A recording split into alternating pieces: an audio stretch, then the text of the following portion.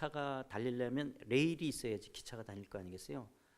기독교가 말하는 성경에서 말하는 하나님을 믿기가 너무 불리하게 돼 있어요. 이 머리 구조가 그 사람들이 나빠서 그런 것보다 이 머리 구조 자체가 기독교 성경에 말하는 하나님을 믿기에 여기 레일이 안 깔려 있다고 말할 수 있을 정도로 불리해요. 그러니까 우리가 성령을 통해서 거듭나잖아요. 혹시 여러분 일본 사람 중에서 거듭난 사람 만나면 사인 받아 놓으세요. 진짜 파격적인 성령의 역사가 있었기 때문에 거듭날 수 있어요. 그렇지 않고서는 이 머리 구조상 그 하나님을 믿기가 어려워요. 왜 그러냐면요. 우리는 하나님 그러면 성경에서 말하는 우리 유일하신 하나님이잖아요. 일본은 전부 가미사마라 그래요. 가미사마. 불교에서도 가미사마, 다른 종교에서도 가미사마, 전부 다 신도에서도 가미사마. 하나님도 가미사마예요. 그래서 기독교가 말하는 하나님을 구분하기 위해서는 앞에다가 수식어를 붙여요. 텐니 이라샤루 와타시타치는 오토사마. 그래서 하늘에 계신 우리 아버지, 뭐 아이노 후카이 가미사마. 그래서 사랑이 많으신 하나님. 이렇게 앞에다가 수식어를 붙여서 다른 종교의 하나님하고 구분을 해야 돼요. 이게 이제 거기다가 사면이 바다이죠, 태풍 불죠, 지진 나죠, 화산 터지죠. 종교성이 굉장히 많아요. 그런데 근대 문명이 들어오면서 머리로는 신이 없다라고 생각해요. 이 모순을 자기네들도 알아요. 머리로는 신이 없어요. 죽으면 담배 연기처럼 다 사라진다라고 생각해요. 그런데 가슴은 종교성이 너무 많아요. 이런 것이 이 사람들은 어떻게 되냐면 굉장히 범신론적이에요. 그래서 어떤 종교에 대해서도 부정적으로 말하지 않아요. 그냥 탁월하고 우월하면 다 신이 될 수 있다고 생각해요. 그래서 일본은 신도이즘, 신도가 있죠. 신도, 신사. 신사마다 신이 다 달라요. 그래서 일본을 야오요르즈 가미사마, 그게 뭐냐면 800만 우상의 나라라는 말 들어보셨죠? 일본 그게 이렇게 카운트해서 살려서 800만이 아니고 우리가 백만장자 그러면 100만 불이 있다는 게 아니라 돈이 많다라는 관용어로 100만장자라고 그러잖아요. 100만 불이 있어서 100만장자, 돈이 많다. 야오요르즈라는 말은 번역하면 800만이에요. 그래서 800만 우상인데 많다라는 뜻이에요. 그러니까 일본은 신이 많아요. 어쩌면 800만이 아니라 8천만 개도 될 수도 있고, 탁월하고 우월하면 다 신이라고 여기기 때문에 절대 일본은 다른 종교를 비난하지 않아요. 기독교를 믿든 뭘 믿든. 그래서 일본은 신흥 종교가 굉장히 잘 돼요. 그래서 우리나라 통일교라든지 뭐 이단 종교들도 일본에서는 잘 되는 게 절대 종교를 비판하지 않고 절대 어떤 종교에 대해서도 부정적으로 안 말해요. 도리어 기독교를 이상해요. 왜 너네 종교만 옳다 그러냐.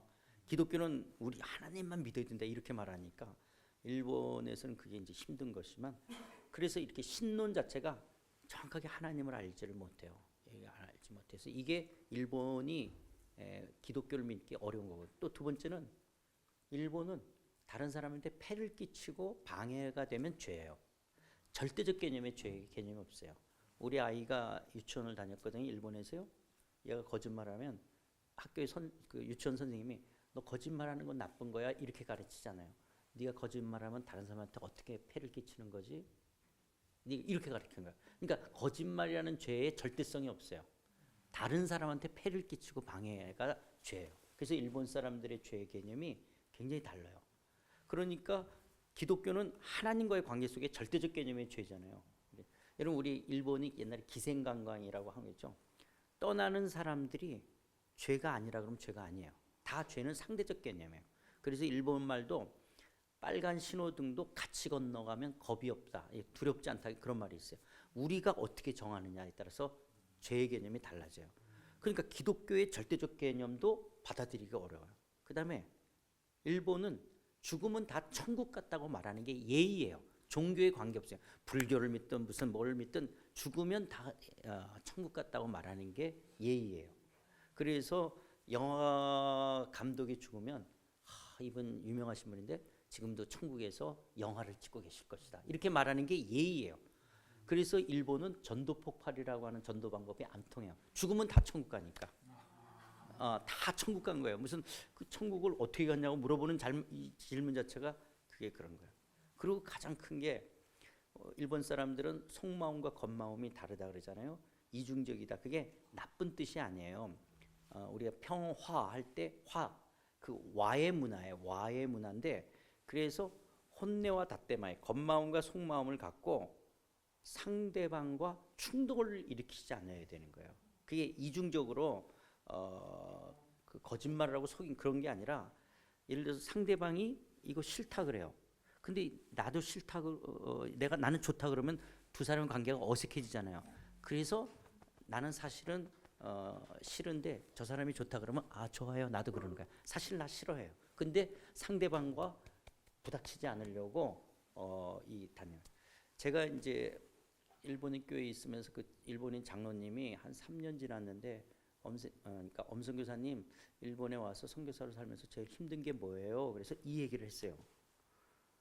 장로님 저는 이게 혼내와 닷대마이 겉마음 속마음 이거 일본 사람을 알 수가 없어요. 그랬더니 이분이 하하 웃으면서 아유 우리는 부부도 서로 모르는 거를 왜 외국 사람이 그걸 알려고 그러네요. 부부도 서로를 모르는 거를. 그러면서 그 다음 말을 내가 안 했어야 되는데 내가 이걸 평상시 고민하고 있었기 때문에 뭐라 그랬냐면, 그래서 장로님 저는 항상 정직하게 말하려고 그래요. 정직하면 뭐 겉마음은 속마음 관계없이 모든 게 통하는. 이 장로님이 딱 듣고 일본은 충고를 잘 안 해요. 왜냐면 상대방이 기분 나쁠 수 있으니까 충고를 안 하는 문화거든요. 할까 말까 이분이. 근데 내가 선교사니까 도움이 돼야 된다고 생각해서 이분이 말하는 거예요. 엄센세이가 어린아이처럼 말하겠다. 정직하게 말하겠다는 건 어린아이가 되겠다는 거. 어린아이는 겉마음과 속마음을 조율할 능력이 아직 없는 거예요. 이거는 어린아이예요. 어른이 된다는 건 뭐냐? 어른이 된다는 것은 겉마음과 속마음 갖고 상대방과 잘 화를 이루어갈 수 있는 좋은 관계를, 이걸 어른. 그러니까 엄 목사님은 애로 살겠다는 말이 된다는 거. 우와. 이야 진짜 어려웠죠. 어려운 거예요. 그러니까 일본에 그런 겉마음과 속마음이 있으니까 사람과의 관계 속에서 만자가 들어가는 건 굉장히 무례한 거예요. 이것만 이런 거. 근데 우리는 예수님으로만, 예수님의 십자가 죽으신 것 부활로만, 하나님만, 성경만, 이거는 아주 그 말을 좀 험하게 하면 쌍놈이에요. 굉장히 무례한 거예요. 그러니까 사람이 예의가 없고 이 사람이 좀 굉장히 수준이 낮다 할 때 서너 명이 모였을 때는 그 화두가 충돌을 안 일으킬 수 있는 화두를 이야기를 해야 돼요. 근데 내가 말하는 말이 거기 서너 명이 앉아 있을 때 충돌이 되는 말이 되어지면 그걸 꺼낸 사람이 무례한 사람이에요. 그리고 아주 수준이 낮은 사람이에요. 그러니까 예의가 있고 배운 사람일수록 그 내 말이 누구하고도 안 부닥쳐야 돼요. 그렇게 돼야 돼요. 그러니까 어디서만 이야기가 다르냐? 영업하는 데 있어서나 학술을 할 때 어떤 부분에서는 부닥쳐요. 근데 그거는 개인의 공격이 아니잖아요. 이론을 이야기하는 어떤 학술, 이거는 괜찮아요. 그러나 그걸 끝내고 10분간 휴식해서 담배 피면서 차 마시면서는 절대 부닥치지 않아야 돼요. 그런 대화. 그러니까 기독교는 너무 충돌을 일으키는 거예요. 우리는 예수님 믿어야 된다고, 예수님으로만. 이게 일본 사람들한테는 굉장히 부담스러워요. 그리고 또 예수님을 믿어라고 하는 게 아니라 일본은 예수님을 공부한, 기독교 성경을 배우시겠어요? 전도할 때 우리는 예수 믿으세요, 교회 나가세요 이렇게 전도해요. 일본은 성경을 배우시겠어요? 이렇게 말해요. 그런데 내가 배우고 싶은데 바빠서 나중에 배울게. 이게 거절하는 방법이 지금 공부를 안 하겠다 이렇게 하는 거죠. 안 믿겠다가 아니에요. 그게 일본 사람들은 안 믿는다라는 개념으로서 받아들이지 않아요. 다 신은 존중하는. 그래서 아직은 시간이 없어서 공부를 못 하겠다 이렇게 그걸 거부하는 거고요. 또 죄인이다라는 말이 아까도 상대적 개념이기 때문에 우리 한국 사람들이 단기 선교 와가지고 사형리를 일본어로 외워와요. 그러면서 이제 두 번째, 당신은 죄인입니까? 딱 하면 이게 일본 사람은 굉장히 당황해요. 쯔미비토, 이 죄인이라는 말은 감옥에 갔다 왔냐, 정과범이냐라는 말이에요. 그래서 그렇게 쓰면 안 되는 건데 한국 사람들이 이걸 모르고 자꾸 당신은 죄인입니까? 자기 모르고 교도소 갔다 왔냐니까 나 갔다 온 적이 없는데, 근데 이 외국 사람이 나한테 자꾸 그 감옥에 갔다 왔냐고 그러니까 그게 이게 처음에는 이게 안 맞는 말이에요. 그래서 제가 일본 사람들한테 물어봤어요. 그러면 뭐라고 물어봐야 되냐? 나쁜 마음이 있습니까? 라고 물어봐야 돼요. 죄인입니까가 아니라 나쁜 마음이 있습니까? 이렇게 물어봐야 되는 것이죠. 그래서 일본 사람들은 이런 신관, 죄에 대한 거, 그 다음에 천국에 대한 개념, 또 이런 혼내와 다디 이런 것들이 우리가 아는 기독교를 믿기엔 너무 어려워요. 이 사람 머리 구조가. 그래서 참 안 됐어요. 안 믿으려고 안 믿는 게 아니라 안 믿어져요. 이 머리로 이해를 한참 해야지 이해가 되고 성령님의 역사가 정말 강력하게 일어나야지 예수를 믿을 수 있어요. 목사님 말씀 듣고 일본이 왜 전도가 안 되는지 알겠다. 기본적으로 너무 중요한 걸 자, 그러면 어차피 그럼 일본에 어디 자석에 나왔는데 그 목사님 그 성경 공부 일본에서 한 성경 공부 이야기 좀 들을게요. 말씀 해주시죠. 그 술집 그분이? 예, 예, 예. 이제 제가 그 이제 일본인 교회에 그 이제 가게 되었는데 이제 저는 이제 뭐냐면 우리 80년대 한국에 제자훈련으로 이제 큰 대학부 두 개가 있었어요. 그게 내수동교회 대학부라고 있어. 저 광화문에 내수동교회에 대학부가 있었어요. 그리고 또 하나가 서울침례교회 대학부가 있었어요. 80년도 초에 두 대학부가 내비게이터식 제자훈련으로 교회 안에서 하는 제자훈련 성경 공부를 하는 대학부였어요. 이게 한국교회의 제자훈련을 확산시키는 데 이제 한 것이죠. 이 내수동 교회는 누구냐면 여기에 그때 간사가 이 대학부라는 분이 지금 사랑의 교회 목사님인 오정현 목사님이었어요. 여기 있고. 그리고 서울 침례교회는 김혁수라는 목사님이 있었어요.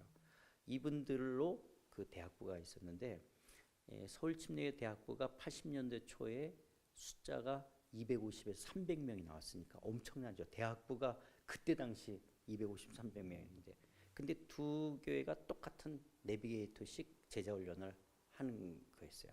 그런데 여기는 목회자들이 나왔어요. 그래서 오정현 목사, 동생 오정호, 또 지금 총신대 총장인 박성규 목사, 삼일교회 송태근 목사, 남서울교회 화정부 목사, 또 대구의 내일교회 이 무슨 목사지?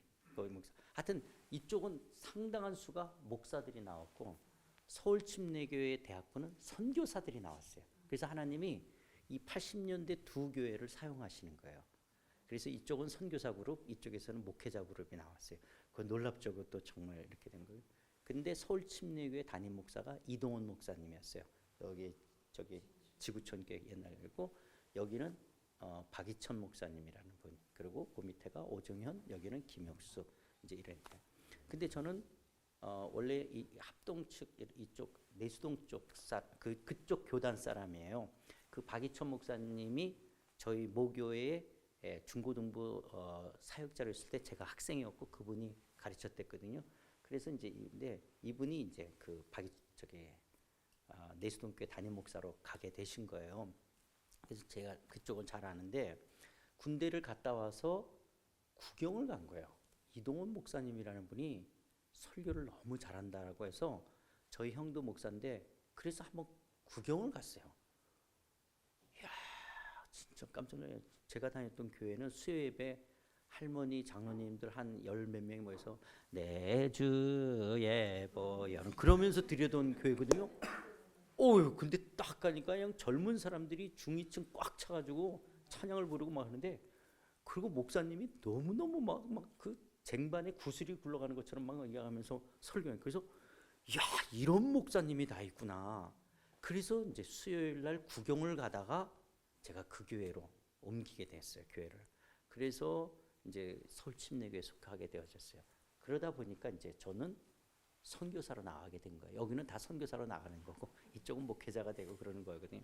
그래서 이제 제가 일본으로 가게 되어졌는데, 일본에 가서 뭘 하느냐? 일본 교회 안에 제2의 내수동이나 서울 침례교 대학부를 만들고 싶었어요. 왜냐하면 두 대학부가 한국 교회에 미쳤던 영향들이 크니까 일본 교회. 그래서 그 와세다 대학 앞에, 왜냐하면 저희 담임 목사님이 오야마 레이치 목사님이라는 분이 와세다 출신이에요. 그래서 교인들이 와대 사람들이 많고 일본에서는 대형 교회요. 그러니까 일본인들이 250명이 나오면 일본에서는 대형 교회거든요. 자체 건물 갖고 거기 대학부 사역자로 들어간 거예요. 들어가서 제2의 내수동이나 서울침례교 같은 대학부를 만들겠다. 그래서 이제 거기서 이제 일본 선교사로 있게 되어지는데 어느 날 이제 어떻게 했냐면 그런데 이제 어떻게 누구하고 연결됐는데 그때 공로명 대사 외무부 장관도 하셨는데 그분이 일본 대사였는데 그 사모님이 그 신앙이 있으셨어요. 그래서 대사관 성경 공부라는 게 만들어졌어요. 그래서 그 부인 그다음에 뭐 공사 영사들 부인 그러면서 도쿄의 기관장으로 와 계신 뭐 대한항공 뭐 법인장 뭐 부인 뭐 이런 사람들이 모인 대사관 성경 공부라는 게 있어서 하고 있었어요. 그런데 어느 날 그 일본인 교회에 또 한국 유학생들이 또 나왔어요. 그러니까 한국 교회를 안 가고 유학생들이 일본인 교회를 나오는 학생들이 있는 거예요. 그래서 우리 교회에서는 이제 저보러 제가 한국 사람이니까 그 일본 유학생들을 좀 돌봐주라고 해서 그 한국어 예배부가 또 있었어요. 거기에 어떤 아주머니 2명이 딱 왔는데 복장이 예사롭지가 않은 거예요. 딱 보니까 유학생은 아니고 그랬다 했더니 목사님 시간 있으면 뵙기를 원한다고. 그래서 이제 어느 날 만났어요. 딱 그 앉자마자 오시느라고 수고하셨어요. 뭐 드시겠어요? 커피 시키고 딱 이분들이 그러는 거예요. 우리 술집 합니다. 우리 같은 여자들한테도 성경을 가르쳐 줄 수 있어요. 목사님 대사관에 성경 공부하고 목사님 성경을 잘 가르친다는 이야기를 들었습니다. 우리 같은 여자들한테도 성경을 가르쳐. 근데 그 같은이라는 말을 딱 쓰는 순간 무슨 소리세요? 하고 그냥 한다고 대답을 했어요. 왜냐면 우리 같은이라는 말 때문에 그냥 저는 무슨 말씀이세요? 하고 그랬어요. 그러면서 이제 본인들이 술집을 한다 그러고 성경을 배우겠다 그러니까 그런데 이제 그 2분 중에 이제 한 분이 이제 좀 그분 집에서 자기네 집에서 하자라고 하는데 이제 잘 몰랐는데 이분이 이제 일본에 가셔서요 도쿄에서 자동차 넘버가 품천 시나가와라는 이 자동차 번호를 달고 나면 나 부자야 부자 동네에 살아 이 말이에요. 그러니까 나 압구정동 청담동에 살아라는 게 이제 시나가와 번호판이에요. 이제 거기에 이분이 사시는 거예요. 사시고 이분이 이제 그 술집 사장이신 거예요. 또 한 분은 이제 좀 그 밑에서 일을 하신 분인데 신앙은 이분이 더 있고 요 사장님은 아직 그 신앙이 별로 없는 거예요. 이제 그래서 2분이 오셨던 거예요. 근데 이제 이분이 이제 아카사카라는 도쿄에서 신주쿠는 여의도와 영등포가 합쳐진 게 신주쿠예요. 그러니까 신주쿠 분위기가 여의도와 영등포 분위기가 합쳐진 거예요. 신주쿠. 그 다음에 아카사카는 서초동과 강남이에요. 그리고 긴자는 압구정동과 청담동이 돼요. 이렇게 되는데 일본의 고급 술집일수록 그 마담이나 사장들의 수준이 높아요. 일단 마담들이 뭐냐면 이렇게 정치도 알고 예술 문학도 알고 이렇게 철학도 알고 그래서 남자들과 말로 다 이걸 풀어서 같이 말동무를 해줄 수 있는 수준들이 되는 거예요. 그리고 일본은 법으로 룸이 없어요. 그러니까 룸사롱이라는 게 없고 다 오픈이 돼 있어요. 그래서 커피숍 같이 돼 있어요. 고급일수. 그리고 그 사이사이에 나무들을 이렇게 좀 세워서 그런 거예요. 그렇게 돼요. 그런데 이 한국 술집이 그러기 때문에 어디까지 가냐? 돈이 있어도 긴자까지 못 나가요. 그 수준이 될 수가 없어요. 그래서 한국 술집이 나가면 어디까지 가냐면 아카사카까지 가요. 신주쿠에는 많아요. 근데 아카사카까지 가면 그래도 한국 술집으로는 그분들이 어느 정도 수준이 되는 사람들이에요. 그런데 이분이 아카사카에서 일본 술집까지 다 합쳐서 5번째로 큰 술집을 하시는 분이에요. 그러니까 굉장한 분이시죠. 나중에 이분이 이제 예수 믿고 나서 11조를 갖고 왔는데요. 한국 돈 2천만 원을 갖고 왔어요. 그러면 한 달에 2억이라는 거잖아요. 근데 이분이 뭐라 그러냐? 목사님 외상값은 어떻게 알 수가 없어서 그냥 그 이렇게 현찰 들어온 거에서 갖고 온 거라고 그래서 2천만 원을 내는 정도로 그런 술집을 하시는 분이에요. 그래서 그분이 이제 했는데 성경 공부를 하고 해서 그분 집을 갔어요. 갔더니 띵동 그러고 이제 문 열어서 목사님 오셨다 그러니까 거실에 26명의 여자들이 쫙 일어나는 거예요. 근데 제가 이렇게 강남 지나가도 이렇게 한번 쳐다보던 그런 외모의 여자들과 함께 26명이 그 거실에 쫙 일어나는 거예요. 나 혼자 남자고. 그래서 그날 복음을 전했는데 어떻게 전했는지 정신이 없었던. 하여튼 그런데 막 입술이 이렇게만 나와 있어요. 무슨 뭐 술집 하면서 성경 공부 뭐 목사님 보니까 이분이 다 그냥 일하는 자기 아가씨들을 다 모아온 것 같아요. 그래서 이제 끝나고 난 다음에 정말 공부하기로 성경을 배우기로 원하는 사람만 만났으면 좋겠다고. 그래서 이제 그 다음서부터는 이제 한 열 몇 명 오다가 하여튼 나중에는 하여튼 한 아홉 열 열하나 요 정도 이제 모임이 돼서 이제 계속 갔어요. 그렇게 가서 이제 예수님을 영접시키고 죄인이라는 걸 이야기하고 하는데 이분이 이제 그냥 양집사라 그럴게요. 이 사장님이 그렇게 자기가 죄인이지만 그렇게 크게 죄인이라는 걸 못 느껴요. 그래서 나는 상식적으로 생각해도 이분이 술집하고 이렇게 했으니까 죄를 많이 졌을 건데 왜 이렇게 별로 그렇지 않지? 그랬더니 이분이 갖고 있는 의의가 있어요. 뭐냐면 일본의 그 술집하에 오시는 여성분들은 목사님 제 TV에서 보신 적 있어요. 그러니까 연예인 되기 위한 그래서 스폰서를 구하러 온 여자들이 많아요. 그러니까 월급은 500만 원을 받는데 그거는 그냥 껌값이에요. 그냥 교통비고 얘네들이 온 가장 큰 목적은 뭐냐면 자기가 이제 앞으로 이렇게 연예인으로 나가기 위해서는 자기를 재정적으로 좀 도와줘야 되는데 한국에서 이 남자 저 남자 만나기보다는 그냥 자기를 도울 수 있는 일본에서 한 사람 스폰서를 구하러 오는 거예요. 그렇게 되어지고 그 다음에 이제 일본에서 이제 아까 이야기했던 것처럼 그 룸이 없으니까 술집에서 이렇게 찝쩍거리고 뭐 만지고 뭐 이런 게 없어요. 그게 그 법적으로 다 금해 있어요. 그리고 일본은 여성들이 테이블을 돌아가요. 그러니까 한국은 룸에서 온 손님을 갈 때까지 다 이렇게 시중을 둔다면 일본은 서로 눈치를 보면서 저기가 비어 있으면 이 사람하고 한 10분, 15분 이야기하고 또 절로. 그럼 또 다른 사람이 오고 해서 아가씨들이 돌아가요. 그러면서 명함이 주고받아져요. 명함.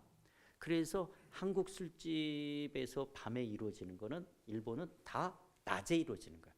그러니까 이게 법적으로 이 술집은 아무 책임이 없는 거예요. 자기네들끼리 손님하고 그 아가씨가 둘이서 그런 거니까 술집은 책임이 없는 거죠. 어떤 문제가 그래서 낮에 이루어지는 거예요. 그런데 술집이 장사가 잘 되려면 단골 손님을 만들어 와야 되잖아요. 근데 단골이 그냥 되어지는 게 아니잖아. 이거를 사장들이 요구하게 되어져요. 그런데 왜 이분이 당당했냐? 우리 집은 그런 걸 요구하지 않는다는 거예요. 아가씨들한테 그런 걸 안 시킨다. 뭐 자기가 원해서 그럴지는 모르지만 우리는 이게 이제 자기 의예요. 이렇게 그나마 우리 집은 손님이 많으니까 뭐 그런 걸 그러면서 이제 성경 공부를 더 하다가 어느 날 이분이 하나님 앞에서 자기가 죄인이고 술집 한다는 자체가 하나님이 안 기뻐하신다라는 것을 이제 이분이 느꼈어요. 그래서 목사님 3개월만 시간을 주세요. 그래서 나는 그 말이 무슨 말인지도 모르겠어. 나한테 왜 시간을 달래? 하나님은 그러니 2달 되는 날 내일서부터 안 나갑니다 하고 그 가라오케 가라오케가 가짜 오케스트라라는 말이잖아요. 가짜 오케스트라. 그래서 가라오케인데 이렇게 신디 쳐주는 센세이라고 하는 그 사람한테 그거 주고 아가씨들 다 너희들 일본에 와서 성공하겠다는 건 나 같은 여자 되겠다라는 건데 다 기술 배우든지 학교 다니라고 그러고 다 해산을 시켰어요. 그리고 이분이 명동 통닭을 신주쿠에 된다는데 내가 봐도 이분이 명동 통닭을 하면 잘 될 거고 저는 하나님께서 도쿄나 또 그 주변에 있는 외곽 도시들이나 오사카 쪽에 한국 술집이 굉장히 많아요. 그분들에게 이분이 엄청난 간증이 될 거다. 예수 믿고 이렇게 그리고 명동.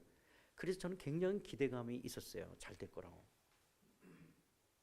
그러더니 이분이 명동 통닭집을 안 열고 시간이 지나갔더니 집을 신주쿠 쪽으로 이사 오는 거예요. 또 그분이 그 제규어 스포츠카를 타고 다녔는데 차를 팔아요. 점점 그러면서 이 술집을 안 여는 명동 통닭을 안 하는 거예요. 그러더니 목사님 딱 1년만 더 하면 안 될까요? 하나님 그래도 싫어하시는 거니까 안 하면 되겠죠. 목사님 또 어느 날은 새끼마담 이렇게 앞에 이제 새끼마담이라고 그래. 세워놓고 자기가 뒤에 그래도 하나님 다 아시겠죠. 그러면서 돈이 없는 거예요. 근데 그렇게 근데 어떻게 했는데 이분이 저한테 안 얘기했던 그러니까 한 1년 반 이상 안 얘기한 게 있어요. 그러다가 어느 날 이야기한 거예요. 이분한테 기둥서방이 있는 거예요. 우리 흔히 말하는 일본 야쿠자가 이 사람인데 둘이 정말 사랑해요. 이분도 이 남자를 정말 사랑하는 거예요. 그래서 통장이 다 이 야쿠자 이름으로 돼 있어요. 이 사람이 돼 있는 거예요. 그러니까 지금 이분인 이 양 집사님이 나 이제 술집 안 하고 통닭하려고 그러니까 이 남자는 아유 뭐 저기 그냥 여행이나 다니고 그냥 쉬라고 이렇게 이야기하는 거예요. 술집 안 하겠다라니까. 그런데 나 예수 믿어서 이제 이거 안 하고 통닭집을 한다. 이런 말을 그 야쿠자한테 끊을 수가 없는 거예요. 이게 뭐 그래서 통할 일이 아니고. 그래서 목돈이 못 나오는 거예요. 그러니까 돈은 있지만 이 목돈이 이제 나올 수가 없게 되어지는 거예요. 그러면서 이제 시간이 흐르는데 제가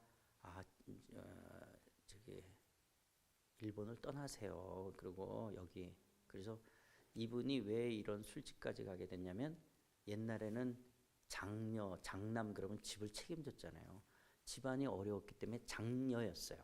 그래서 고등학교 2학년 때 누구 소개로 한국에서 그때부터 요정을 다니기 시작했어요. 그래서 자기가 요정을 다니면서 부모님 경제적인 거 그리고 동생들을 다 대학을 보냈어요.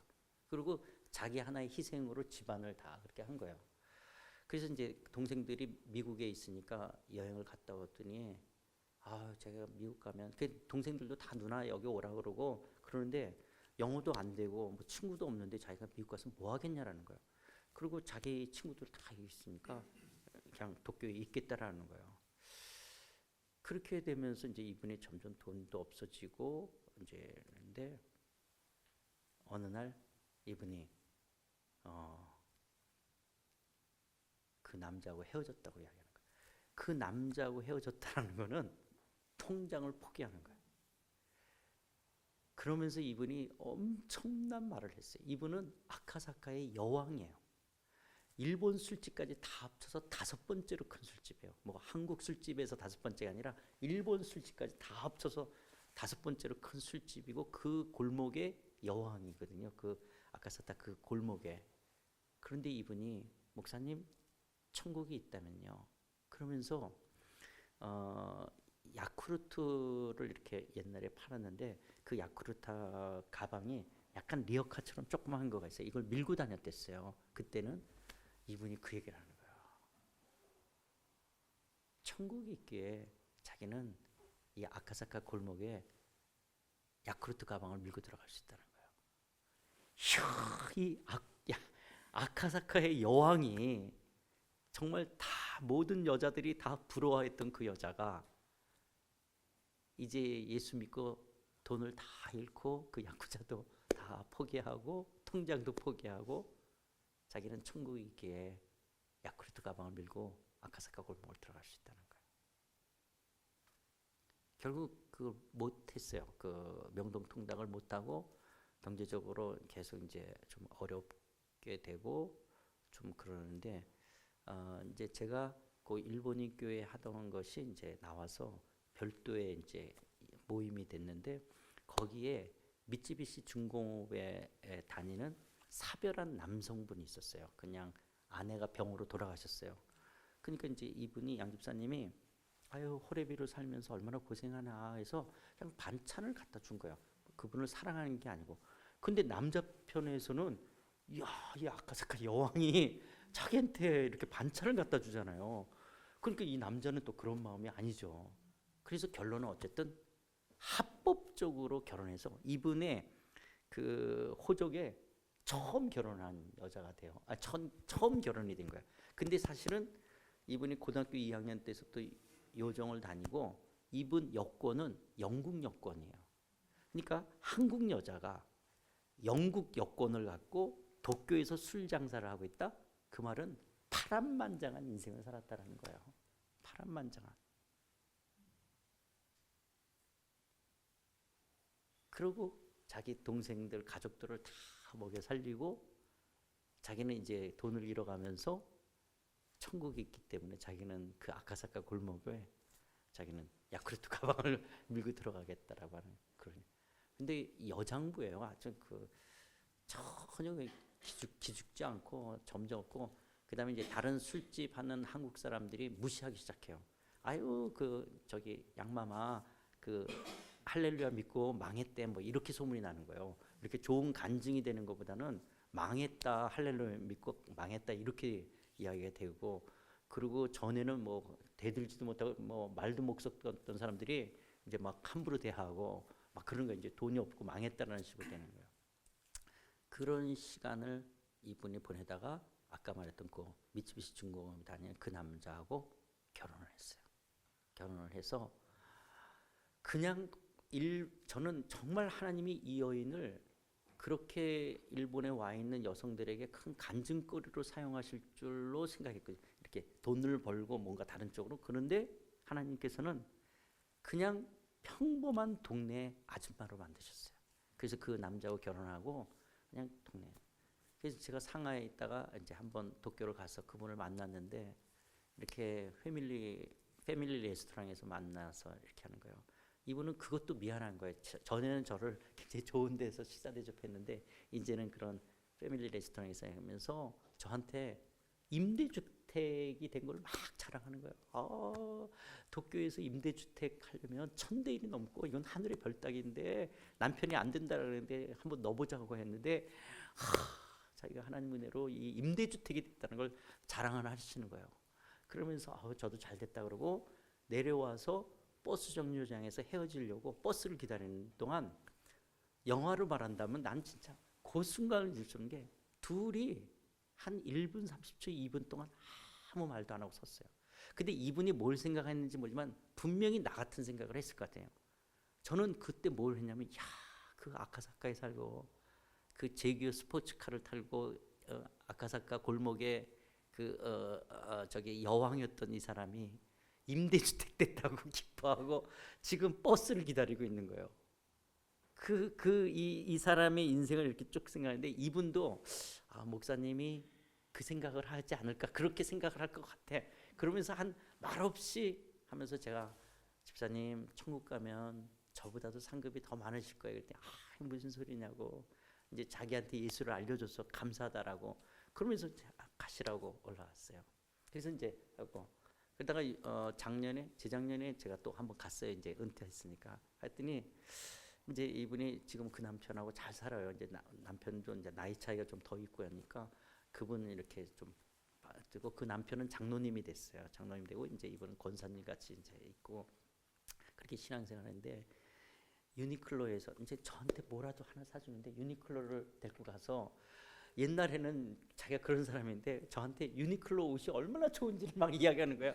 목사님 이게 싸면서도 너무 좋고요. 막 이렇게 하면서 저한테 뭐라도 하나 주고 싶은데 유니클로 옷이 좋다고 하는. 그래서 정말 그 아카사카의 여왕이 참, 그래서 지금 그냥 평범한 아주머니로 지금 살고 있는 분이 있어요. 천국 때문에.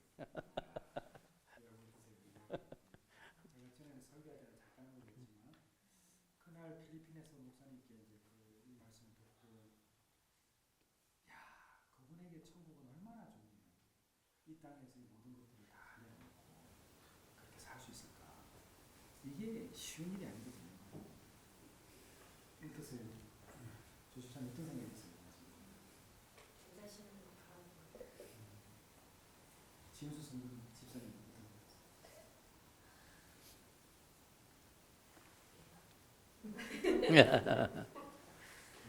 그렇게 다 버리고 사람들 대접해보고, 저는 그 사람보다 가진 게 그렇게 많지도 않은데 버리지 못하고 갖고 있는 게 좀 노무현 선배님은 어떠세요? 비슷하세요. 너무 느끼는 게 많아요. 그렇죠. 여러 생각이 들죠. 우리 집사님 어떠세요? 저는 무슨 말씀 들으면서 막 거기 이제 같이 들어가서 그분이랑 같이 있는 것 같은데, 그 보화를 발견하는 자 그 말씀에서 예. 이 집사님한테는 저도 그렇지만, 얘가 힘든데 주님 때문에 버린 게 아니라 이 주님이라는 보화를 발견해서 배설물처럼 느껴졌을 것 같아요. 얼른 버리고 싶어서 그게 어렵지 않았어요. 그래서 이 보화가 얼마나 너무 설레이고 너무 사랑하고 주님, 그 얼마나 하나하나 모아있는지 그래서 그 비유가 생각나고 참 바울처럼 이 모든 것이 배설물이었는데 보지 못했던 거잖아요. 영적인 눈이 떼이니까 이 더러운 배설물들을 얼른 버렸을 것 같아요. 너무 아름답고 막 저도 막 영화 같죠. 너무 재밌는 것 근데 김미 씨는 어떻게 생각해요? 저는 목사님 말씀하실 때 아마 김선철 목사님도 혹시 생각하지 않으실까 하면서 지금 그 마지막에 둘의 그 데뷔를 보면서 순간 내가 한국 배우 누가 나올까 하면서 나도 이제 오늘도 영화 감독의 부인이 된다. 그 부분이 너무 여운이 남는 것 같아요. 목사님과 거기 이렇게 기다리는 동안에. 그래서 이렇게 말씀하실 때 저는 그냥 영화의 한 장만 같았고 정말 많은 사람들에게 의미를 줄 수 있는 이게 실제적인 얘기라는 게 우리들한테 참 많은 깨달음을 주는 것 같아요. 목사님 아까 1분 30초 한 2분 정도 시간이라고 그러는데 우리의 삶 속에서는 사라지지 않는 시간들이 존재해요. 제가 그 표현을 그렇게 씁니다. 우리 인생에 꼭 그런 타입이 있어요. 누구를 만났는데 그 1분을 처음 만났는데 평생을 못 잊는 한 장면들이 있어요. 아마 목사님 일생에 아마 그 장면이 전개되지 않나 해서 생각이 들어요. 우리 백 집사님은 어떤 생각이 들었어요?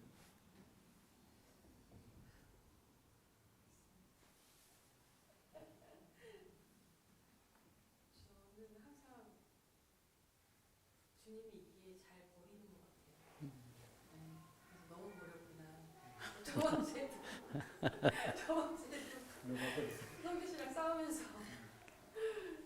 또 버리려다가 또 말았거든요. 버리지 마 이제.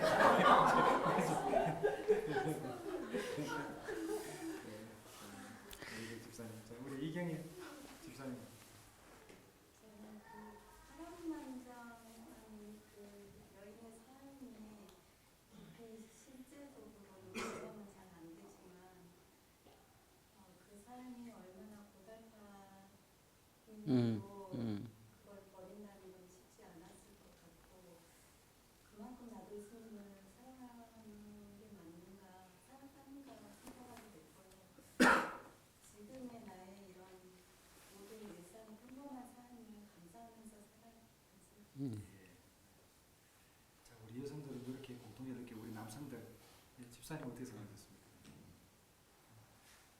저는 그 집사님 말씀 들으니까 굉장히 용기 있는 용기가 필요했을 것 같은데 자기가 갖고 있는 그러면서 제 삶을 좀 돌아보고 반성을 좀 하는 그런 용기를 갖고 있는 것 같다. 우리 김태우 집사님 어떤 생각하셨어요?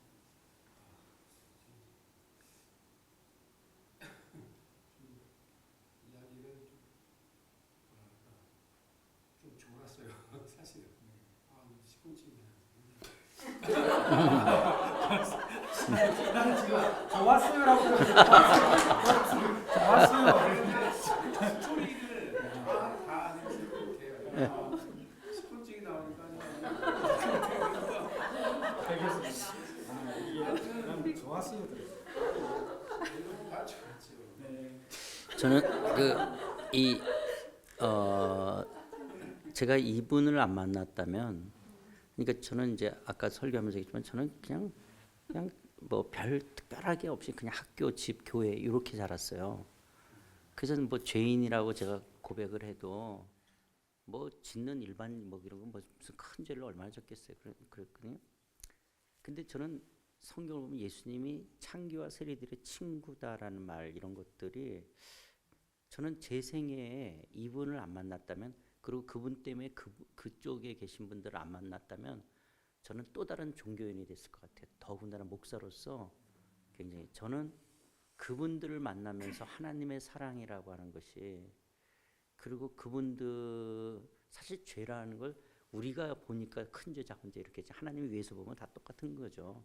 어떤 면에서 뭐 윤리적 도덕적 우리가 이야기하지만 때로는 그게 굉장히 배부른 우리의 기준이고 바리새인 서기관 같은 것들이고, 그러면서 정말 저는 그분들의 세계를 통해서 저한테 배운 게 굉장히 많아요. 그리고 아무리 우리가 봤을 때 이렇게 윤리도덕적으로 해도 주님은 전혀 관계없이 찾아오셔요. 근데 이제 상해에 있다가 농심 이제 대표로 나오신 장로님이 계셔요. 그분이 어느 날 목사님 여기 그 일본 식당 하시는 분이 있는데 좀 전도하려고 그러는데 목사님 이제 일본 선교사였으니까 갈 수 있겠냐고 그래서 가겠다 그랬어요. 그 딱 가서 봤는데 이제 이 장로님이 일본어를 못 읽어서 그런데 스나그가 스낵바예요. 스낵. 그래서 사실은 그게 술집이에요. 근데 이제 이 장로님을 그걸 먹어보는 거예요. 그 들어봐 보니까 이제 음식도 팔지만 거기가 술집이거든요. 근데 거기 사장님이 60대 정도 되는데 머리를 남성처럼 이렇게 스포츠처럼 짧게 깎으시고 외모가 뭐 하여튼 정말 이렇게 잘생기셨어요. 그리고 하여튼 그런 분이에요. 그분하고 이제 처음 만나서 이렇게 이야기하고 그다음에 이제 두 번째 가서 이제 또 만나서 이제 이야기하면서 제가 일본 이 양집사님 이야기를 꺼냈어요. 그 술집이니까. 근데 딱 이야기하더니 걔 내가 홍콩에서 데리고 있었던 애예요. 그러는 거예요. 이분들이 이분이 그 홍콩에 있을 때 이제 마담이었고 거기서 이제 아가씨로 그 양집사님이 일했던 거예요. 그러는 거예요. 그래서 어떻게 됐냐면 이분이 저한테 세례받았어요. 이분. 그래서 세례받고 예수 믿고 떠나고 이 얘기를 또 이제 그 양집사님한테 가서 해줬어요. 아니 내가 그랬더니 어머 그 언니가 거기 있냐고 나한테 그러냐고. 예. 그래서 그 하나님은 진짜 그 운물가의 여인처럼 하나님이 구원할 자들은 어떤 삶이 있어도 다 하는 거고 때로는 그분 우리가 이 세상에서의 윤리적 관점으로 사람을 저울질하는 게 이게 무슨입니까? 어쩌면 내가 더 못된 죄인일 수 있는데 우리가 속으로 마음으로 사람과의 관계들 속인데 무슨 진짜 영화네요. 왜냐면 버스에서 딱 사라져서 끝나. 그래서 다 올라가. 그다음에 감독실에 더 나와. 근데 그게 홍콩이 나오는 거야. 둘이서 홍콩 이야기하다가 그래서 이제 상하에 가는데 상해 가는데 목사님 문 열고 들어가가지고 이야기하다가 양집사니까 뭐 그렇게 끝나면 어찌 된거 되겠는데 와 진짜 어마어마하네. 그죠? 네. 기가 막히잖아요. 그러니까 그러고 끝나는 거예요. 이야 정말. 자 우리 성 집사님.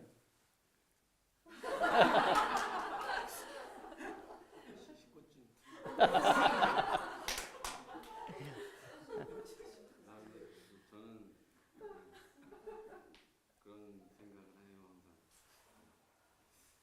저도 목사님 의견에 엄청 동의하는 게 누가 더 낫고 누가 더 죄인 더 많고 그런 생각은 저는 안 하거든요.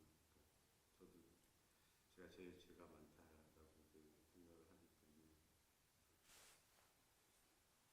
그래서 그분들의 삶이나 우리의 삶이나 다 살아가기 위해서 크고 작은 거짓도 하고 더러운 짓도 하고 이러면서 살고 있기 때문에 하나님은 뭐 어디에나 오시겠지만 저는 생각하기에는 특별히 더 이렇게 죄가 많은 사람들이라고 생각하는 사람한테 스스로 그런 사람들한테 더 큰 은혜로 다가오지 않나 그런 생각을 좀 하고요. 그리고 제가 생각했을 땐 그런 분들 마음에 더 이제 뭐라 그래야 되지? 간절함이 좀 있을 것 같아요. 그랬던 것 같고 진리에 대한 누가 나를 여기서 좀 구해주지 않을까 하는 그런 기대감이 있었을 것 같습니다. 자 우리 그러면 성 집사님. 저는 그러니까 이 땅에서 잘 먹고 잘 사는 게 굉장히 관심이 많은 사람이었고, 그러니까 하나님을 믿게 된 것도 제가 하나님 믿으면 복 받는다는 얘기를 들어가지고 그래서 진짜 하나님을 믿게 된 것도 있었거든요. 그래서 천국이 있다는 건 알았지만 천국에 대한 소망이 없었는데 그 천국에 대한 소망을 제일 처음 알려준 분이 천정은 자매였어요. 제가 그때 이제 신랑이랑 저랑 저희 가족이 베델 공동체에 오고 그때 정말 그때 딱 위기의 순간이 있었어요. 결정을 해야 되는 상황이었어요. 갈 것인지 멈출 것인지. 근데 그날 공동체에 왔는데 천정원 자매가 와 있는데 처음 봤거든요. 그 목사님한테 얘기는 들었어요.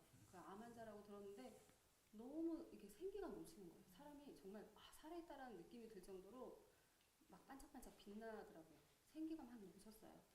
그래서 저는 이제 한쪽 구석에서 이렇게 지켜보고 있었죠.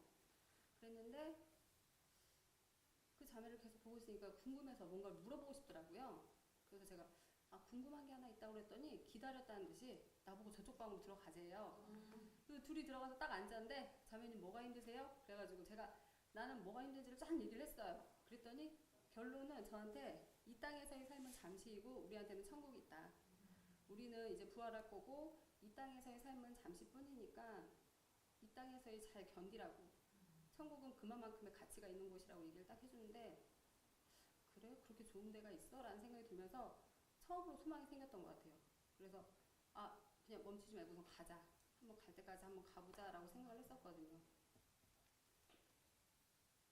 근데 지금 이제 요즘 송 집사랑 저랑 예경이랑 이제 같이 있을 때 정말 일상에서 아주 작은 거 있잖아요. 송 집사 누워서 휴대폰 보고 예경이는 앉아서 막 간식 먹고 저는 옆에서 빨래를 개요. 근데 그 안에서 행복을 느끼는 거예요. 너무 감사한 거예요. 지금 이 순간들이. 얼마 전에 천서원 자매가 왔는데 너무 감사한 거예요. 근데 천서원 자매가 저한테 그랬거든요.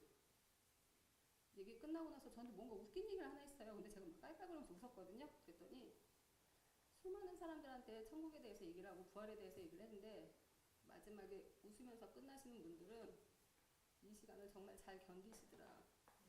그러면서 오늘 제가 여기 왜 왔는지 알 것 같다고 그 얘기 해주시는데 그게 너무 위로가 됐어요. 하나님이 나를 위해서 이렇게 사람을 보내주시나? 나를 이렇게 위로하시나? 근데 얼마 전에 송집사가 천정원 자매 왔을 때 차에 탈 때 휠체어를 들어서 이제 휠체어 천정원 자매가 이제 차에 탈 수 있게끔 도와준데 너무 가볍더래요. 아니 내가 그냥 차집사님. 차 집사님 너무 가볍다고. 그래서 송 집사가 원래 그런 말 잘 안 하는데 천정원 자매한테 자매님 때문에 우리 가정이 여기까지 올 수 있었다. 너무 고맙다. 기억 못 하실지 모르겠지만 그 얘기를 딱 하는데 천정원 자매가 기억해요? 라고 얘기하시더라고요. 그래서 오늘 목사님 말씀 듣는데 천국에 대해서 생각하는데 천정원 자매도 생각나고 그때 그 갈림길에 있었던 것 같아요. 그때 도와주셨던 하나님의 은혜도 기억 너무 감사하고 그런 생각이 들었습니다. 정자병 오늘 용영락교에서 집회하는데 저하고 약속한 걸 잊어버렸더라고요. 집회한 줄 모르더라고요. 또 확인시켜주고 기억력이 이제 사라지겠어요. 그리고 진짜 이제 얼마 안 남았어요. 여기서 보니까 올해 못 노는 건 당연하고 얼마나 버틸까 모르겠어요. 기도하는 거는 마지막까지 잘 전하면 좋겠다 싶은 마음을 가지고 있습니다. 자, 그래 저 오늘 어찌되었든 오늘 이정현 선생님 어떻게 잘 들었어요? 예, 가지고 있어요. 딱.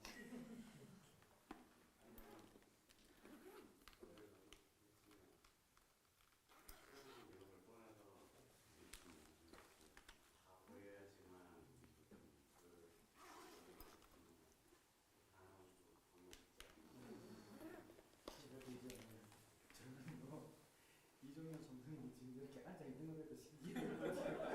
지금 듣는 게 원래는 오시면 그냥 바로 가지고 가셨는데 요즘은 어제는 저기 천안까지 봉사하러 가지고 오셨어요. 네. 근데 그런 생각 자체가 굉장히 과정이에요. 너무 좋습니다. 뒤에 분들은 오신 지 얼마 됐어요? 최 집사님 말씀해 주세요. 어떤 생각이 드셨어요? 목사님 어떻게 이렇게 말씀 재밌게 네, 그죠.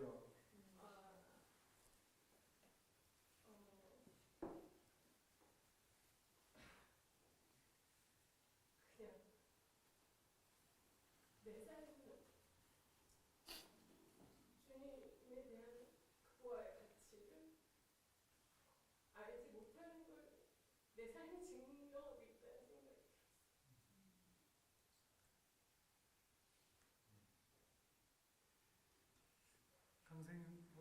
강사님 옆에 같이 사시는 분은 네. 오늘 목사님 그래서 제가 예. 우리 성도들이 근데 결국 우리 예수 믿는 사람이 천국에 대한 소망이 없으면 어떻게 살겠습니까? 예수가 천국 소망 붙잡고 살아가는. 천국 얘기 나왔으니까 이제 또 한 사람인데요. 이 사람은 그 한국 유학생이 그때 당시 이제 저희 교회 나왔어요. 유학생인데 아르바이트를 어디서 하냐면 그 옛날에 비디오를 복사하기를 많이 해서 이만큼씩 빌려줬어요. 그걸 이렇게 복사하기를. 그러니까 이제 도쿄에도 한국 사람들이 많으니까 비디오 가게를 하는 데서 아르바이트를 하는데 사장님이 한국 사람인데 일본 야쿠자예요. 그러니까 한국 쪽. 근데 그 사람이 뻥인지는 모르지만 자기가 동원령을 내리면 1000명을 야쿠자 깡패들을 모을 수가 있대요. 뻥인 것 같아. 진짜. 근데 하여튼 이 사람인데 그 사람이 외모를 보면 그냥 평범해요. 뭐 그렇게 싸움 잘할 것 같지 않은데 하여튼 뼈는 좀 통뼈 같은 그런 사람인데 아주 뭐 싸움을 굉장히 잘하는 사람이에요. 그 목사님 싸움은 누가 잘하는 줄 아십니까? 그러는 거예요. 그래서 그랬더니 싸움은 많이 해본 사람이 잘합니다. 근데 맞는 것 같아. 그러니까 유단자가 잘하는 게 자기는 싸움. 그리고 자기는 항상 머리에 싸움을 묵상한대요. 이렇게 생각한대요. 이렇게 하면 그게 싸울 때 보면 그게 현실로 나온대요. 이렇게. 근데 이제 그 아르바이트 하는 애가 자기 사장님을 우리 그 유학생 모임에 잠깐 데리고 온 거예요. 왜냐하면 자기 사장님도 예수 믿었으면 좋겠고 깡패인데 그래도 그러니까 이제 다 학생인데 이제 이 사람은 조금 나이가 든 사람이죠. 그래서 왔는데 이제 이분 표현 보면 오늘은 왜 학생 회장이나 조그마한 사람이 나가서 설교하더래 전대 이제 그래서 학생 회장인 줄 알았대요. 그러면서 이 사람이 심심해서 따라온 거예요. 심심해서 자기 또 그 직원이 가자 그러니까. 그런데 이제 설교를 듣고 이 알바하는 사람한테서 연락이 왔어요. 목사님 우리 사장님이 목사님을 좀 개별적으로 만나고 싶었는데 만나겠냐고 해서 그랬죠. 그래서 만났어요. 근데 이 사람이 저하고 나이가 1살 차이 나는데 만나서 너무너무 긴장을 하는 거예요. 막 땀 흘리고 막 이렇게 하면서 그러면서 이 사람이 저 같은 사람도 예수 믿을 수 있겠냐라는 거예요. 근데 그날 주일날 설교하는데 제 아우라가 뭔가 보였대 이렇게 이렇게 뒤에 그러면서 근데 참 또 예수를 믿으면서 그날 이제 그 복음을 전하고 예수님 영접기도를 시켰어요. 막 땀을 흘리고 막 그런데 이제 그 야쿠자들이 까만 벤츠를 타고 다니고 그 애들 둘 똘마니를 데리고 다녀요. 양복 입혀가지고 딱 다녀요. 그 이제 저를 이제 이렇게 식사 대접하겠다고 목사님 모셔 그러면 벤츠 문을 딱 열면 이제 제가 이렇게 딱 하고 이제 가고 그랬어요. 근데 이 사람이 이제 식사하면서 그 뭐 싸움은 누가 잘합니까? 그런 말도 하고 목사님 깡패 세계가 학벌 따지는 거 아십니까? 그래서 목사님과 진짜 깡패 세계가 진짜 학벌 따지는 거가 깡패를 하는 이유가 이렇게 뭐 누굴 괴롭히려 하는 게 기업을 운영하려고 그러잖아요. 그 돈으로. 그러니까 신주쿠에 물수건 하나만 들어가도 어마어마한 돈이 돼요. 뭐 맥주, 양주 들어가는 거는 그거는 뭐 이루 말할 수 없고 그냥 물수건만 공급한다? 그것만 해도 엄청난 거예요. 그거를 누가 갖냐 갖고 싸움들을 하는 거지. 그러니까 이쪽 파트 쪽에는 주목도 있지만 이쪽 파트는 다 뭐 대학원 박사과정 나오는 학벌이 쟁쟁해요. 그러니까 이 깡패 세계가 학벌 따진다는 건데 이 사람은 경영 대학원까지 나온 사람이에요. 석사예요. 이 깡패가. 그리고 머리도 굉장히 좋은 거예요. 근데 이 사람은 문무를 다 가졌어요. 자기가 대학원까지 나왔고 그 다음에 싸움도 잘해. 그러니까 이제 이 세계에서 올라가는 거예요. 문무를 다 겸비한 사람이에요. 그래서 그 사람한테 제가 많이 배웠어요. 뭐 싸움은 누가 잘하냐, 깡패 세계에서 뭐 학벌 따진다라는 그런 말서부터 하고, 그리고 이분이 예수 믿으면서 제가 전혀 보지 못했던 중에 이제 예수님 보러 그 옆에 달린 사람이 네가 하나님의 아들이면 내려오라 그러잖아요. 내려오면 메시아가 아니죠. 한번 올라갔으면 내려오면 안 된다는 거예요. 그런 것을 보고 한 번 오야붕은 영원한 오야붕인 거예요. 딱 그래서 예수님 딱 믿기로 했으면 그냥 그러고 그러지 무슨 따지고 뭐 이런 게 없는 거예요. 그러니까 깡패로서도 저런 믿음을 갖게 되는구나. 그러면서 이제 6개월 동안 사람이 너무 변했어요. 근데 6개월이 되면서부터 이 사람이 이제 달라지기 시작하는 게 옛성품이 나오기 시작하는 거예요. 근데 이제 제일 처음에 나오는 게 이제 이분이 뭐냐면 자기가 깡패하다가도 뭐라 하냐면 2박 3일 동안 모든 아무 문제가 안 일어나도록 다 정리하고 택시를 타고 카지노로 가는 거예요. 도박하러 가는 거예요. 그래서 그 이제 다 2박 3일 동안 아무 일 안 일어날 때도 다 해놓고 그리고 이제 하다가 택시가 길이 밀려서 쓰게 되면 돈 주고 내려서 뛴대요. 그리고 그 도박장에 와서 딱 앉아서 담배를 다 너무너무 행복하대요. 그게 이제 6개월 지나니까 또 가고 싶은 게 생기나 봐요. 그래서 이제 가서 2박 3일 동안 안 자고 이제 노름만 하나 봐요. 이제 이렇게 하고 그리고 이분이 부인이 자기가 깡패지만 부인이 그 이화여대 무용과 박사과정을 일본에서 하고 있었어요. 그게 늘 자랑이에요. 자기는 깡패지만 자기 아내가 이화여대 무용과 박사과정을 지금 일본에서 하고 있다는 늘 자랑인데 그 부인은 늘 남편을 부를 때 깡패 새끼라고 그래요. 이 깡패 새끼야. 이 깡패 새끼야. 이혼해 달라는데 근데 저도 한번 만났는데 진짜 이 깡패한테 한번 맞으면 어떡하려고 저 여자가 저렇게 되느냐는데 이야 그것도 정말 그 한 번은 손찌검을 했나 봐요. 이제 막 저거 하니까 이 여자가 집에 있는 유리창이고 다 깨버리시는 거야. 하여튼 완전 광기를 부리니까 남자가 때릴 수가 없는 거예요.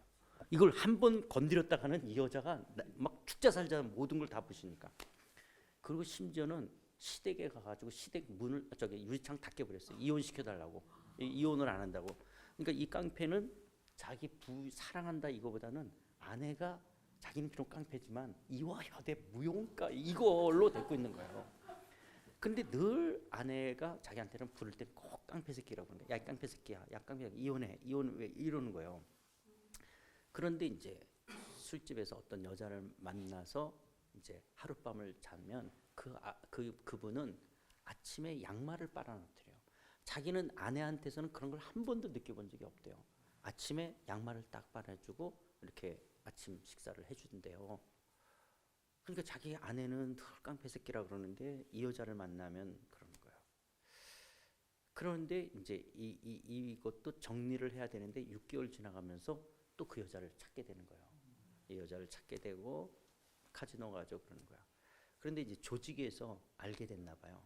그래서 저한테 찾아왔어요. 목사님 밀가루 배달해도 죄입니까? 그래서 나는 이제 밀가루를 배달하니까 이제 보니까 이제 마약인 거예요. 마약이고 그게 일부러 시킨 거래요. 이제 자기를 테스트해 보려고 그렇게 하고 그리고 자기가 하여튼 그러면서 하고 그때 그 캄보디아에서 나오는 불법 무기들 뭐 이런 것들 막 하는데 전혀 제가 모르는 그런 세계 것들이 하는 거예요. 그러다가 한 몇 개월 됐는데 없어졌어요. 연락도 안 되고 사람이 없어졌어요. 그래서 이 사람은 어떻게 됐는지 그러다가 좀 몇 개월 뒤에 전화 왔어요. 목사님 하고 전화가 와서 아니 어디가 계셨냐고 왜 연락이 안 되고 그랬더니 여기 병원이에요. 막 그래요. 아니 왜 병원에 가 했더니 글쎄 제가 위암이래네요. 그 위암인 거예요. 암이라는 거예요. 그게 병원에 있었고 왜 연락 안 했냐고 그랬는데 이 사람은 철을 먹어도 소화시킨다고 할 정도로 진짜 건강한 사람이고 진짜 하여튼 이렇게 뭐 울긋불긋한 게 아니라 정말 싸움꾼이에요. 이 사람은 다 그런 사람인데 위암인 거예요. 위암에 걸렸는데 그래서 이제 만났어요. 만났는데 이제 사우나를 같이 갔어요. 갔더니 이 사람이 반쪽이 됐어요. 그리고 이제 항암 치료하다 보니까 머리가 이제 완전 그냥 대머리로 머리를 밀어버렸더라고요. 그냥 빡빡 밀고 목욕탕 앉았어도 얼마나 당당한지 몰라요. 옛날 그 반쪽이 됐는데 그러면서 이 양반이 나한테 목사님 천국에 있다면요. 그래서 그 죽음 앞에서 너무너무 당당한 거예요. 자기가 위암인데 이제 그러는데 그래서 이제 하나님 이제 기도하면서 치료해 달라고 그러는데 이제 어느 날 전화가 왔어요. 하는데 하여튼 그 몰핀 주사를 맞는데도 너무 아픈가 봐요. 그래서 막 신음소리를 하는 거야. 하고 그리고 이제 전화가 안 왔어요. 이제 저는 이제 그냥 기도만 했어요. 이제 그분을 위해서 기도하고 끊고 그 다음부터 전화가 죽은 거예요. 그러니까 하나님께서는 이 사람을 데려가는 게 더 낫던 것 같아요. 그러니까 그 깡패 세계와 옛날 기질로부터 못 벗어나는 것 같아. 그게 어쩌면 저는 그분이 빨리 간 게 훨씬 더 좋잖아요. 근데 그 목욕탕에서 딱 팔을 이렇게 하고 저한테 무슨 천국이 있다면요. 이게 너무 당당한 거예요. 그 항암치료에서 완전 믿는 거잖아요. 그리고 그러니까 괜찮다는 거예요. 예, 전혀 그런 거에 대해서 그러면서 딱 하면서 그 목욕탕에서의 그 당당한 모습은 천국에 대한 그 소망을 갖고 딱 그래서 데리고 갔어요. 그 사람 조용진 이름도 기억나네요. 조용진.